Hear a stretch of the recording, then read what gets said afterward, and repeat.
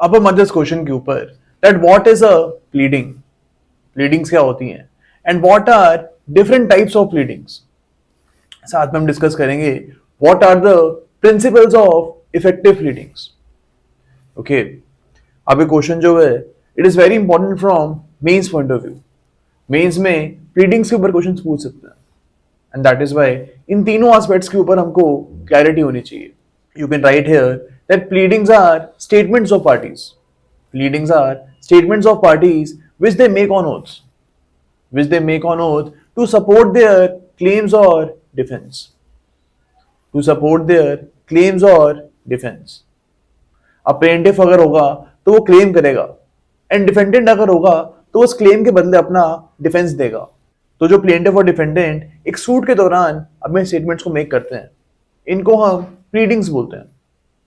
अब अगर आप देखोगे ऑर्डर 6 में प्लीडिंग्स के बारे में हमको बताया गया और ऑर्डर 7 एंड ऑर्डर 8 में आप देखोगे प्लेंट और रिटन स्टेटमेंट के बारे में हमको बताया गया। ओके, तो ये आपको डेफिनेशन पता होनी चाहिए। अब हमारे सामने क्वेश्चन आता है that what are the different types of pleadings. Pleadings दो टाइप की होती हैं। First are oral pleadings. Oral pleadings होती हैं, इसके साथ साथ रिटन प्लीडिंग्स भी हमारे सामने होती हैं। अब ओरल प्लीडिंग्स का एग्जांपल क्या होता है? If you will see order 10 rule 1, order 10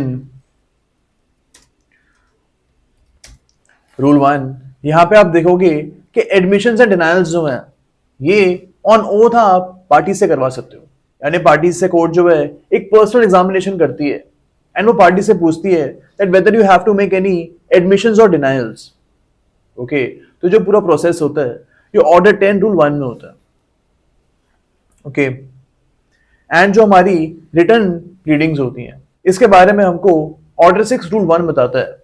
वहां पे लिखा हुआ है that return pleadings will include plaint and return statement. Return pleadings में हम प्लेंट और रिटर्न स्टेटमेंट को इंक्लूड करेंगे। ओके, अब प्लेंट जो होती है ये प्लेंटिफ मेक करता है, यानी जो सूट फाइल करते हैं वो प्लेंट को लगाते हैं।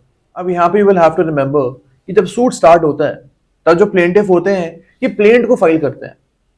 ओके, एंड इस प्लेंट के आंसर में डिफेंडेंट जो होते हैं वो अपनी रिटर्न स्टेटमेंट फाइल करते हैं। जो भी प्लेंट में एलिगेशंस लगाए जाते हैं इन एलिगेशन का जवाब जो है ये रिटर्न स्टेटमेंट में डिफेंडेंट देते हैं। अब कभी कभी प्लेंटिफ जो है ये रिटर्न स्टेटमेंट के जवाब में रेप्लिकेशन भी लगाते हैं। Replications is sometimes filed by the plaintiff in response to the written statement. Okay. And replication के जवाब में कभी कभी जो डिफेंडेंट होते हैं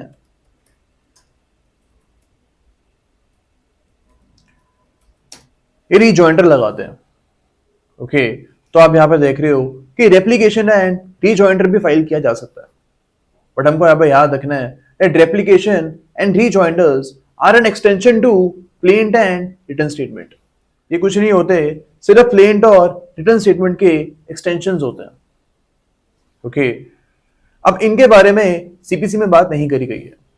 इन नॉर्मल पार्लेंस में आप देखोगे, नॉर्मल प्रैक्टिस में आप कोर्ट में देखोगे कि रेप्लिकेशन और रिजॉइंडर फाइल होते हैं, लेकिन सीपीसी में इसके बारे में बात नहीं करी गई। सीपीसी में सिर्फ वही बोला हुआ है रिटर्न प्लीडिंग्स में हम सिर्फ प्लेंट और रिटर्न स्टेटमेंट को ही इंक्लूड करेंगे। तो नाउ वी अंडरस्टैंड कि रिटर्न प्लीडिंग्स क्या होती हैं। ओके, अब इसके अलावा हमारे सामने क्वेश्चन आता है that what are the principles of pleadings, and इसके साथ हम ये भी देखेंगे that what is the policy behind effective pleadings. Okay, normally हमको हर जो भी इंपॉर्टेंट कॉन्सेप्ट होता है इसकी पॉलिसी के बारे में पता होना चाहिए कि जो हमारी लेजिस्लेचर है उन्होंने इस कॉन्सेप्ट को क्यों बनाया होगा। What is the policy behind the introduction of these concepts? तो यहाँ पे हम इफेक्टिव प्लीडिंग्स की भी पॉलिसी देखेंगे। एंड अगर आपके सामने कोई भी क्वेश्चन आता है एग्जाम में तो वहां पे आप पर्पस एंड पॉलिसी भी लिखना, because it will fetch you more marks. अब पहली पर्पस या फिर पॉलिसी यहाँ पे होगी that court has to go for effective settlement of issues. Court has to go for effective settlement of issues. Order 14 में आप देखोगे सेटलमेंट ऑफ इश्यूज के बारे में बात करी गई है। हमको याद रखना है कि जो भी इश्यूज कोर्ट सेटल करता है इसके बेसिस भी आगे जाके ट्रायल आता है एंड इसके बेसिस भी आगे जाके डिसीजन आता है। अगर सेटलमेंट ऑफ इश्यूज को कोर्ट जो है सही तरीके से नहीं करेगी तो जो डिसीजन है वो भी इफेक्टिव नहीं आएगा। आप गलत इश्यूज पे केस चलाओगे तो जो डिसीजन है वो भी गलत ही आएगा। And that is why effective pleadings are important, because court pleadings के बेसिस पे ही सेटलमेंट ऑफ इश्यूज करती है। इसके अलावा you can write that it is in interest of equity, justice and good conscious. It is in interest of equity, justice, and good conscience that the opposite party shall know what all claims the plaintiff has to make. इसका ये मतलब होता है कि जो हमारे defendant है उनको पूरी क्लैरिटी होनी चाहिए कि प्लेंटिफ क्या बोलना चाहते हैं, उन्होंने केस क्यों किया है। अगर डिफेंडेंट को इसी से क्लैरिटी होगी ही नहीं तो वो अपना इफेक्टिव डिफेंस ले नहीं पाएंगे। तो यहाँ पे you will have to remember that it is in interest of equity, justice and good conscious that pleadings have to be effectively filed. Okay, आगे जाके मैं भी देखेंगे कि effective pleadings की ingredients क्या होते हैं, यानी कौन से ingredients होते हैं जो कि pleading को effective बनाते हैं, इसको भी आगे जाके हम देखेंगे।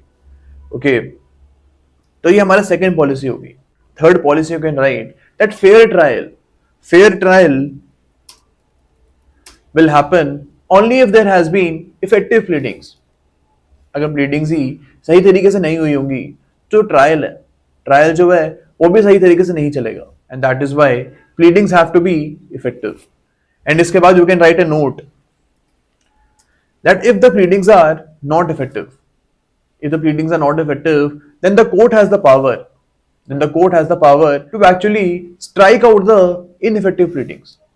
जो भी गलत प्लीडिंग्स पार्टी करेगी कोर्ट उसको स्ट्राइक आउट भी कर सकती है।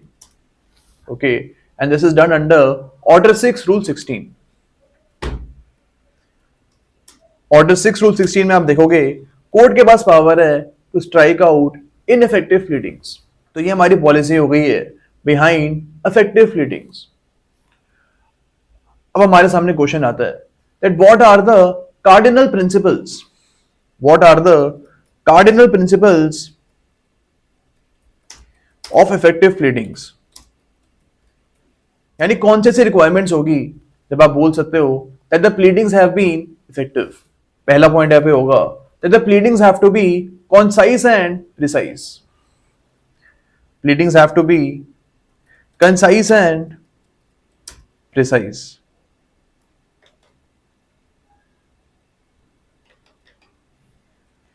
अब इसका क्या मतलब होता है? इसका यह मतलब होता है कि प्लीडिंग्स हमेशा शॉर्ट होनी चाहिए, टू द पॉइंट होनी चाहिए और प्रिसाइज होनी चाहिए। यानी जो भी प्लेंटिफ बोलना चाहे उसको इफेक्टिवली अपने प्लीडिंग्स में क्लेम को लिखना पड़ेगा। अगर प्लेंटिफ अपनी बात को सही तरीके से नहीं लिख पा रहे प्लीडिंग्स में, देन इन दैट केस जो रिलीफ उसको चाहिए वो रिलीफ कोड उसको नहीं देगा, बिकॉज उसने क्लेम ही गलत की है। Okay, and that is why it is said that the drafting should be very much precise. अब ड्राफ्टिंग भी कार्ड होती है। अगर आप किसी भी वकील के पास जाओगे they will tell you that drafting is the most important part of a suit. And that is why हमको याद रखना है that pleadings have to be concise and precise. इसके अलावा हमारे सामने एक और प्रिंसिपल आता है that pleadings must state only facts. Pleadings must state only facts and not evidence. Pleadings में हमेशा हमको फैक्ट्स ही लिखने हैं, एविडेंस के बारे में हमको नहीं लिखना है। यानी आपको सिर्फ बताना है कि मेरे साथ ये चीज हुई है। यहाँ पे आपको ये नहीं लिखना है प्लीडिंग्स में कि इस फैक्ट के पीछे मेरे पास एविडेंस ये वाला मौजूद है। आपको सिर्फ लिखना है फॉर एग्जाम्पल दैट बी ने मेरे को मारा था। आपको यहाँ पे प्लीडिंग्स में ये नहीं लिखना है कि बी ने मेरे को जिस औजार से मारा था, जिस मशीन से मारा था, वो मशीन में मेरे पास मौजूद है। यानी आपको एविडेंस के बारे में प्लीडिंग्स में नहीं लिखना है। जब ट्रायल स्टार्ट होगा तो ट्रायल में आप कोर्ट को बता सकते हो कि yes I have the evidence कि बी ने मेरे को मारा था। ओके, लेकिन ये चीज आप प्लीडिंग्स में नहीं लिखोगे। थर्ड यहाँ पे होता है that there should not be any unnecessary pleadings. कोई भी हमारे सामने अननेसेसरी प्लीडिंग्स नहीं आनी चाहिए। ओके, बिकॉज हमको पता है कि अगर कोई भी अननेसेसरी प्लीडिंग होगी इसको कोर्ट स्ट्राइक आउट कर सकता है अंडर ऑर्डर 6 रूल 16। तो हमको ये चीज भी याद रखनी है that what are the cardinal principles of pleadings. Okay,